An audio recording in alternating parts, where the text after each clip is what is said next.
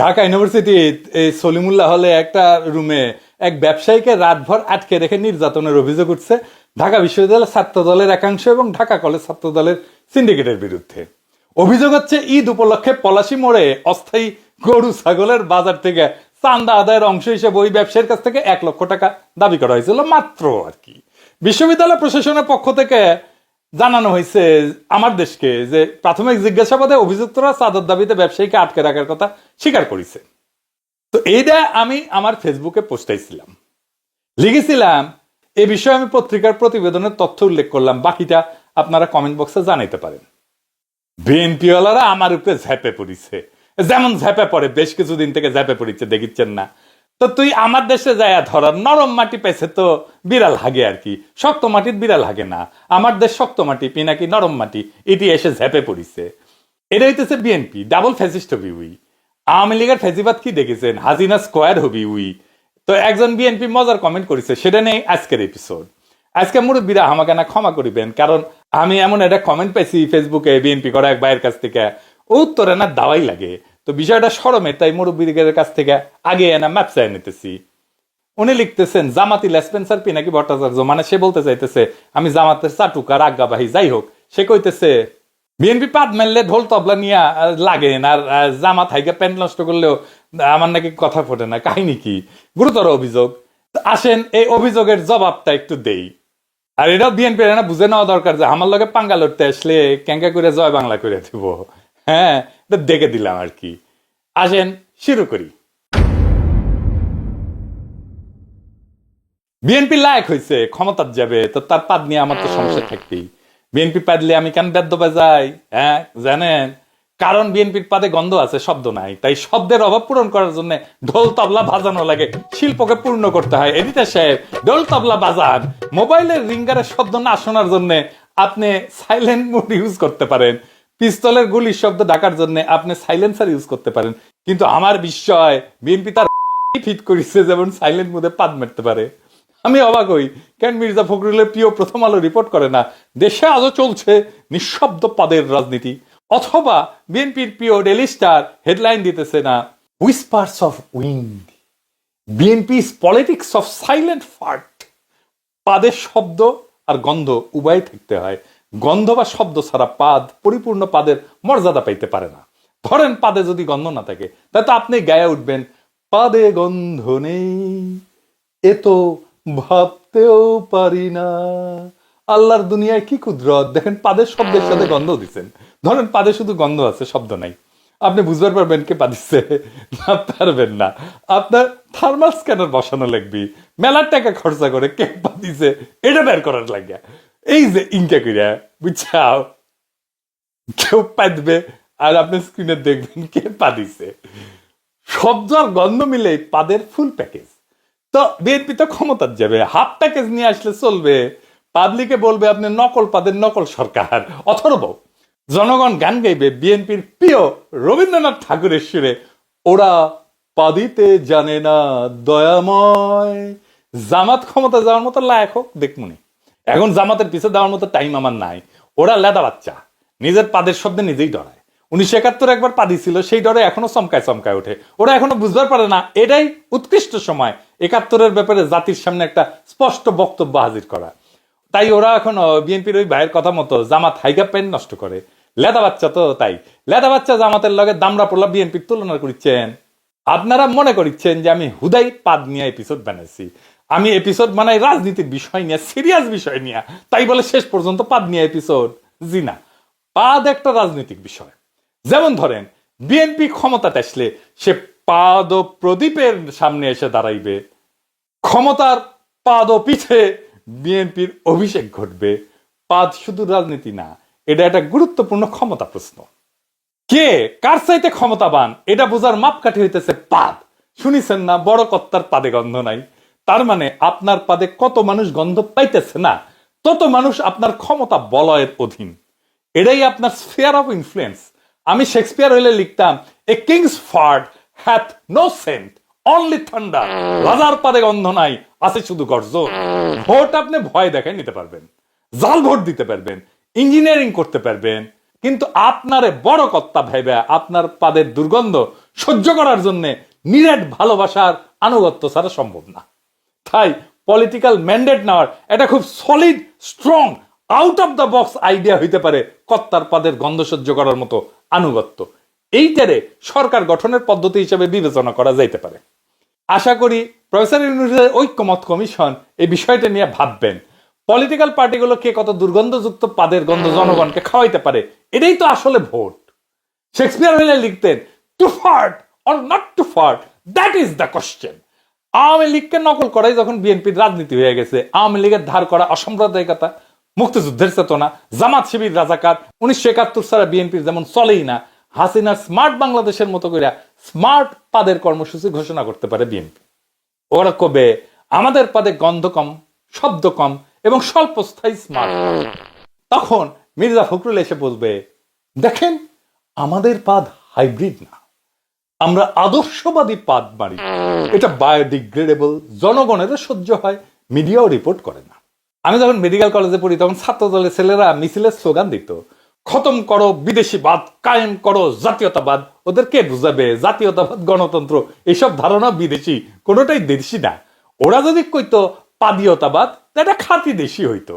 তার স্লোগান হইতে পারতো খতম করো বিদেশিবাদ, কায়েম করো পাদীয়তাবাদ, তাহলে কিন্তু জম্পেশ হইতো।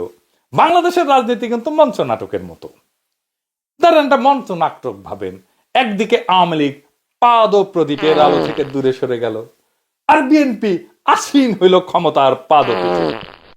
এই পাদ কিন্তু রাজনীতিতে ফেলে দেওয়ার মতো বিষয় না। 1781 সালে বিখ্যাত রাষ্ট্রচিন্তক বেঞ্জামিন ফ্রাঙ্কলিন উনি সিদ্ধান্ত নিলেন তিনি বিজ্ঞান চর্চায় গুরুত্বপূর্ণ বিষয় নিয়ে লিখবেন। কি জানেন সেটা? পাদ। তার প্রবন্ধের নাম ছিল to the royal academy of ফার্টিং। Benjamin Franklin রাজকীয় বিজ্ঞান একাডেমিকে উৎসাহ দিতে চাইছিলেন যেন তারা এমন কোন ওষুধ আবিষ্কার করে যা সাধারণ খাবারের সাথে মিশায় খাওয়া যাবে এবং তার শরীরের গ্যাস নির্গমনকে করে তুলবে সুগন্ধযুক্ত, পরিচ্ছন্ন সুগন্ধির মতো।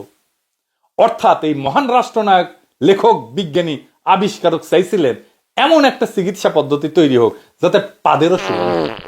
আহারে, বেঞ্জামিন ফ্রাঙ্কলিনের আশা আজও পূরণ হয়নি, তার স্বপ্ন এখনো পূরণ হয় নাই। উনি বাংলাদেশে জন্মাইলে ওনার উত্তরসূরি বেঞ্জামিন ফ্রাঙ্কলিনের স্বপ্ন পূরণের জন্য আর একবার ফ্যাসিবাদ কায়েম করিতেন। পাদকে সুগন্ধময় করার স্বপ্ন। বাংলাদেশের রাজনৈতিক নেতাদের কাজে হইতেছে স্বপ্ন দেখা। পদ্মা সেতু থেকে শুরু করে মধ্যমায়ের দেশ সব হওয়ার স্বপ্ন দেখেন। স্বপ্ন না দেখলে রাজনৈতিক নেতা হওয়া যায় না বাংলাদেশে। ওনারা স্বপ্নের কথা বলেন কিন্তু মাঝে মাঝে ওনাদের স্বপ্ন দোষও হয়, হইলেও সেটা ওনারা চাইপে যান। যেমন পাদের গন্ধ এবং শব্দ চাইপে যাইতে চান, পারেন না। স্বপ্ন দেখবেন, স্বপ্ন তো সব সেটা তো হয় না। বেঞ্জামিন ফ্রাঙ্কলিন হুদাহুদি এমন পাদ নিয়ে গবেষণার কথা বলেন নাই। বিএনপি একটা অপারেশন চালাইছিল খালেদা জিয়ার আমলে, আর্মিরে দিয়া, নাম ছিল operation clean heart. BNP cross ফায়ারে মারছিল তার দলের লোকদেরই, কারণ তারা কন্ট্রোল করতে পারতেছিল না তার দলের গুন্ডাদেরকে। এই অপারেশন ক্লিন হার্ট যারা চালাইছিল তারাই হইয়া ওঠে র্যাব। বেঞ্জামিন ফ্রাঙ্কলিনের পথ ধরে তারা নতুন অপারেশন চালাইতে পারে, অপারেশন ক্লিন ফার্ট। এর লক্ষ্য হবে যারা সুগন্ধযুক্ত পাদ দিতে পারে না তাদের ক্রস ফায়ারে দেওয়া। কারণ কি জানেন? কারণ ধর্মেও পাদের একটা বিশেষ উল্লেখ ছিল। সেন্ট অগাস্টিন উনি একজন বিশিষ্ট ধর্মতাত্ত্বিক এবং দার্শনিক ছিলেন। তিনি ছিলেন রোমান ক্যাথলিক চার্চের একজন পুরোহিত এবং অনেক পরে বিশপ হয়েছিলেন। তার প্রধান রচনাগুলোর মধ্যে দুইটা হচ্ছে কনফেশনস এবং সিটি অফ গড। আমরা যখন ওই সংস্কৃতি বিকাশ কেন্দ্রে লিয়াকত ভাইরেটি ওই দর্শন পড়িছিলাম না, তখন উনি সিটি অফ গড পড়াইছিলেন আমাদেরকে। এখনো যারা পড়েন ওইখানে চিন্তার ইতিহাস, তারা নিশ্চয়ই সিটি অফ গড পড়েন। তো ওই সিটি অফ গডে উনি বলছিলেন যে কিছু মানুষ আছে যারা শরীরকে এমনভাবে নিয়ন্ত্রণ করতে পারে, যারা সুরেলা এবং গন্ধহীন পাদ দিতে পারে। যদিও বিষয়টা হাস্যকর মনে হইতে পারে, কিন্তু সিটি অফ গডের মতো দর্শনের একটা খুব বেসিক বইয়েও পাদের উল্লেখ আছে। আমরা এটা নিয়ে যতই হাসাহাসি করি না কেন। মধ্যযুগে ফ্ল্যাটুলিস্ট বা প্রফেশনাল ফার্টার ছিল, মানে পেশাদার পাদদাতা, যারা রাজাদের আগমনে পায়দা পায়দা পারফর্ম করত। ওরা সম্ভবত গান গাইতো, আহা কি আনন্দ আকাশে বাতাসে, পেদে পেদে ফুটে ওঠে কত শোভা চারিপাশে, আহা কি আনন্দ আকাশে বাতাসে। ইনু জাতি ছিল একটা, এই আমাদের হাসানুল্লাহ কিন্তু না, এই কিউবেকে থাকতো হাজার হাজার বছর আগে। ইনুদের একটা পাদের দেবতা ছিল, ম্যাটসিউ কাপেউ নাম। হঠাৎ কোনো পাদের শব্দ শুনলে সবাই বুঝতে পারতো সম্ভবত কিছু বার্তা এসছে, ঐশী বার্তা। কিছু পেশাদার ফাটোলজিস্ট ছিল যারা এই পাদের ভাষার ব্যাখ্যা করত। পাদ নিয়ে একটা বই আছে কালে, প্রফেসর ভ্যালেরি অ্যালেনের on farting language and laughter in the middle ages. ওই বইয়ে দেখলাম যে 1300 থেকে 1400 শতাব্দীতে বাট ট্রাম্পের নামে একটা পারফরমেন্স ছিল, মানে দিয়া বাদ্য বাজানো। বিএনপির বুলু আছে না, উই তো বিএনপির মুখপাত্র আর সালাউদ্দিন সাহেব মুখপাত্র। কিছুদিন আগে বুলুর পারফরমেন্স দেখেছিলাম না, প্রফেসর ইউনুসের ধর্ম টর্ম নিয়ে কথা কইছিল। তো ওর একটা বাট ট্রাম্পেন যদি আমরা দেখতাম দিয়া যদি বাদ্য বাজাইতো তাহলে কি মজাটাই না হইতো। বিএনপির পাদে আমরা বাদ্য বাজাই, কিন্তু বিএনপির পাদগুলো কেমন তার একটা পাদ দেখাই। সালাউদ্দিন সাহেবের লেসপেন্সাররা এতই খেপিছে ইলিয়াস আর আমার উপরে জুতা মারিছে দেখেন। ইলিয়াস হোসেন ফিনাকি ইতার জুতা মাজি দিয়ে আর প্রাণ প্রিয় সালাউদ্দিন ভাইয়ারে অপচর্য করার বলি আর তারা দিক্কাত জানাই জুতা নিক্ষেপ করছি। আমি জুতা মারছি যে আপনার সাংবাদিক ইলিয়াস হোসেন ও পিনাকি ভট্টাচার্যকে। ও আমাদের প্রিয় নেতা সালাউদ্দিন আহমেদকে নিয়ে মিথ্যা অপবাদ চালাচ্ছে এরা দুজনেই। এর কারণে আমরা ওরা দুজনকে আমরা কি জুতা নিক্ষেপ করছি। ইলিয়াস আলী এবং পিনাকি ভট্টাচার্য, আমরা আমাদের প্রিয় নেতার বিরুদ্ধে অপপ্রচার চালানোর কারণে আমরা এদের বিরুদ্ধে জুতা নিক্ষেপ কর্মসূচি আজকে গ্রহণ করেছি। যদি এটা যে বন্ধ না হয়, অপপ্রচার যদি বন্ধ না হয়, ভবিষ্যতে আরো এর চেয়ে কঠোরতম আমরা আন্দোলন করতে বাধ্য হব। তো আওয়ামী লীগ কোনোদিন করেছে এটা? হ্যাঁ, করে নাই।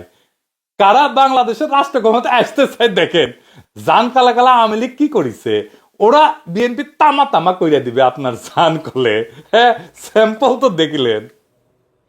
আগামীর বাংলাদেশে বাক স্বাধীনতা মানে না বলার অধিকার না। বিএনপির এহেন পাদ চিনাও চুপ থাকার যোগ্যতা। বেঞ্জামিন ফ্রাঙ্কলিন চান সুগন্ধি পাদ, সেন্ট অগাস্টিন চান সুরেলা পাদ, আর বিএনপি চায় গন্ধহীন পাদ, যেন রাজনীতি কইরা আবার দায় নিতে না হয়। তাই পাদের শব্দ থাকতে হবে, রাজনীতিতে বক্তব্য থাকতে হবে। চুপ করে গন্ধ ছড়ানোটা গণতন্ত্রের অপমান করে। গাদা গাদা সংস্কার করতেছে প্রফেসর ইউনুসের সরকার, কিন্তু একটা ছোট আর গুরুত্বপূর্ণ সংস্কার করলে অনেক সমস্যা করলে মিটে যেত। তা হইতেছে নতুন একটা আইন। কি আইন? প্রত্যেকটা সংসদীয় বৈঠকের আগে পাদ দিয়ে নিতে হবে। পাদ দেওয়ার পরেই বক্তব্য দেওয়া যাবে, কারণ পাদ আগে ব্যয় হয়ে গেলে বক্তব্যের দুর্গন্ধ কম থাকবে। আমাকে অনেক কয় যে দাদা রাজনীতিতে আসবেন আপনি? আমি কই না ভাই, আমি আসবো না। কয় কেন আসবেন না? বাংলাদেশের রাজনীতি হইতেছে পাবলিক বাসে পাদ দেওয়ার মতো, কে দিল কেউ বলে না, সবাই টের পায়, কেউ স্বীকার করে না। সবচেয়ে বড় কথা, সেই বাসে বসা যায় না, দাঁড়ানো যায় না, শুধু নিঃশব্দে সহ্য করে যেতে হয় প্রজন্মের পর প্রজন্ম। যারা সহ্য করে তারাই হইতেছে আম জনতা, এই জনগণ। এপিসোডের শেষে বিএনপি কাটা বিনা পয়সায় স্ট্র্যাটেজি দিই। আপনারা জানেন আমি মেলা স্ট্র্যাটেজি দিছি, এমনকি হাসিনাকেও স্ট্র্যাটেজি দিছি। আমার স্ট্র্যাটেজি হলে ফুল প্রুফ, একদম বন্দুকের গুলি মিস হইতে পারে, আমার স্ট্র্যাটেজি কোনো মিস হবে না কখনো। বিএনপিকে একটা ফুল প্রুফ স্ট্র্যাটেজি দিব আজকে। বিএনপি তো মাঝে মাঝে ইন্ডিয়ার দিকে দৌড় মারে, আমার হাত ধরে তুমি নিয়ে চলো সখা, আমি তো পথ চিনি না, এই কোয়েসিক কর্মীরা মারে দৌড়। আবার আমাদের টেনে আনতে হয় বিএনপিকে।